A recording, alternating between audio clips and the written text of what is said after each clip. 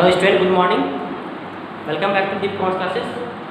मैं आज आप लोगों को जो है ये अकाउंटिंग रेशियो चैप्टर में सॉल्वेंसी रेशियो इसके बारे में डिस्कस करने जा रहा हूँ। क्या? सॉल्वेंसी रेशियो, ऋण शोधन क्षमता अनुपात।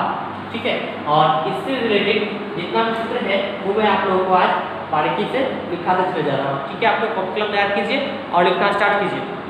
ठीक है, फर्स्ट देखिए सॉल्वेंसी रेशियो, शोधन क्षमता अनुपात, ऋण शोधन क्षमता अनुपात। ठीक है, तो ये ऋण शोधन क्षमता अनुपात क्या होता है? तो ऋण शोधन क्षमता अनुपात में जो है ये दीर्घकालीन दायित्वों के भुगतान से संबंधित होता है। ठीक है, इसमें क्या होता है कि फर्म के पास जो अस्थायी दायित्व है उसका भुगतान जो है हमारे पास जो संपत्ति है उन संपत्तियों के बिक्री से कितने पैसे प्राप्त होते हैं, उन प्राप्त पैसों से हम दायित्वों का कितने हद तक भुगतान कर पाते हैं। ठीक है, तो इसी की गणना की जाती है सॉल्वेंसी रेशियो पर। अब आइए सॉल्वेंसी रेशियो को जो है हम लोग चार भागों में बांटे हुए हैं। डेब्ट equity ratio, total assets to डेब्ट ratio, property ratio, interest coverage ratio. ठीक है, तो मैं फर्स्ट आप लोगों को डेब्ट इक्विटी रेशियो और टोटल एसेट्स टू डेब्ट रेशियो इन दोनों के बारे में बता रहा हूँ। फिर मैं प्रॉपर्टी रेशियो और इंटरेस्ट कवरेज रेशियो के बारे में मैं फिर आपको बात बताऊंगा। ठीक है, फर्स्ट है आपका ये डेब्ट इक्विटी रेशियो। ठीक है, यानी कि ऋण क्षमता अनुपात। ठीक है, ऋण क्षमता अनुपात क्या होता है ये जान लीजिए। सबसे पहले ऋण क्षमता अनुपात जो है ये अंशधारियों और अस्थायी दायित्वों के बीच संबंध को व्यक्त करता है कि हमारे पास जो है लॉन्ग टर्म लोन कितनी है और शेयर होल्डर अंशधारी जो है वो कितना है। अंशधारी से अंशधारी कितना है, इन दोनों के बीच में संबंध व्यक्त करता है। अब है क्या कि डेब्ट इक्विटी रेशियो की गणना करने के लिए जो है हमारे पास सूत्र जो है long term loan by share holders fund. देखिए हम लॉन्ग टर्म लोन सबसे पहले हम लोग फाइंड आउट करेंगे। तो long term loan find out करने के लिए हमको देखिए लॉन्ग टर्म लोन में क्या आता है, debenture, mortgage loan, loan from financial institution. ठीक है, और लॉन्ग टर्म प्रोविजन।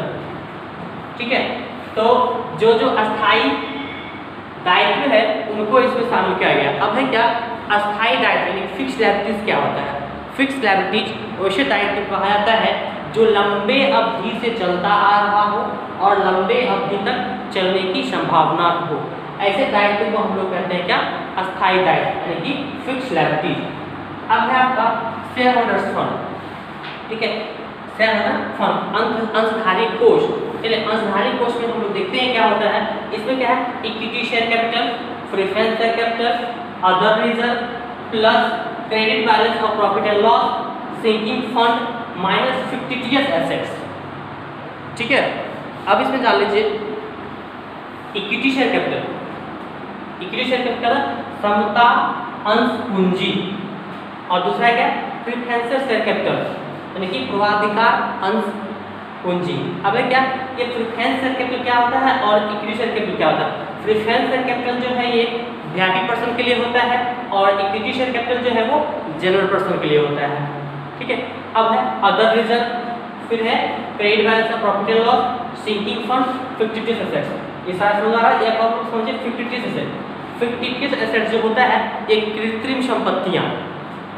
ठीक है, ये कृत्रिम अर्थात बनावटी संपत्ति है और कृत्रिम संपत्ति को जो है इसमें शेयर होल्डर फंड्स में मैनेज कर दिया जाता है। अब है क्या फिक्टिशियस एसेट क्या है? फिक्टिशियस एसेट में आपको क्या क्या शामिल किया जाता है? Incrementally expense, underwriting commission, discount on issue of share and discount on issue of debenture.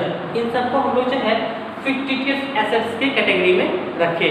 ठीक है, अब नेक्स्ट दूसरा है हमारा टोटल एसेट्स टू डेब्ट रेशियो। टोटल एसेट्स टू डेब्ट रेशियो में है इसका सूत्र होता है total assets bye long term debts. Total assets क्या होता है? क्या देखिए टोटल एसेट्स में fixed assets plus current assets. अब है क्या फिक्स्ड एसेट्स क्या होता है?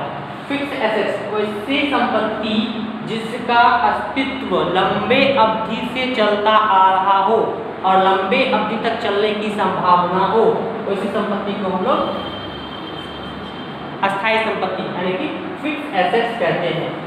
यानी कि ऐसे भी कह सकते हैं कि 1 वर्ष से अधिक अवधि के लिए जो संपत्ति रहता है उसे अस्थायी संपत्ति कहते हैं। अब क्या इसमें लंबे समय चलने वाली संपत्ति कौन कौन सी संपत्तियां हो सकती है, जैसे लैंड है, बिल्डिंग है, मशीन है, ठीक है, एक्सेट्रा। इस प्रकार की जितनी भी संपत्ति है उनको हम लोग जो है फिक्स एसेट्स में रखते हैं। अब है करेंट एसेट्स। करेंट एसेट्स में क्या है कि वैसी संपत्ति जो 1 वर्ष के भीतर अपना रंग रूप आकार में परिवर्तन कर लेता हो, वैसी संपत्ति को हम लोग चालू संपत्ति अर्थात करेंट एसेट्स कहते हैं, ठीक है। अब क्या करेंट एसेट्स के तहत कौन कौन संपत्ति को रखा जाता है, तो करेंट एसेट्स के तहत जो है हम लोग cash, debtors, stock, bills receivable, ठीक है, इस तरह की संपत्तियों को हम लोग करेंट एसेट्स के कैटेगरी में रखते हैं। अब दूसरा आता है क्या, long term debt. Long term debts में क्या, long term provision, long term lawn, long term provision, फिर नॉन करेंट लायबिलिटी। वैसे दायित्व जो कि अस्थायी दायित्व नहीं है, चालू दायित्व है, मतलब जो 1 वर्ष के भीतर जिससे दायित्व का भुगतान किया जाता है वैसे दायित्व को हम लोग चालू दायित्व कहते हैं कि करेंट एसेट्स कहते हैं, ठीक है। और जिसको 1 वर्ष के भीतर भुगतान नहीं किया जाता उसे अस्थायी दायित्व कहते हैं। यहाँ पे क्या करा, नॉन करेंट लायबिलिटी, यानी कि जो अस्थायी दायित्व नहीं है, मतलब क्या हो गया कि ये जो है आपका फिक्स लायबिलिटीज, ठीक है, ये इतना हो गया।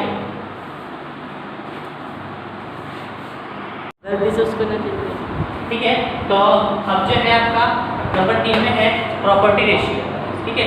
तो property ratio is equal to that share holder funds by total assets including fictitious assets, यानी कि बनावटी कह रहा है कि share holders fund by total assets. Total assets में जो है कितनी संपत्तियां शामिल, ये कह रहा था, ठीक है। Share holder fund is equal to share capital plus reserve and surplus.